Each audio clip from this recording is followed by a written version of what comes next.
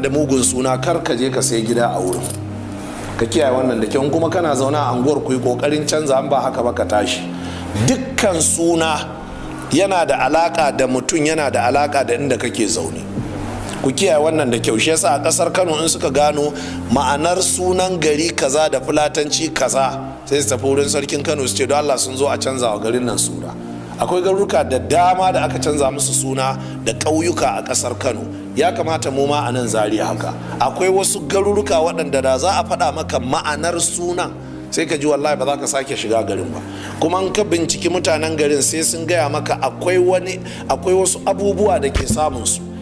Dukkan garin da yake da mugun suna to sai sunan ya bi 'yan garin, sai bala'o'i, sai an Madina dinnan sunanta Yathriba. Ma'anar Yathriba baƙin ciki, damuwa, nunkufurci.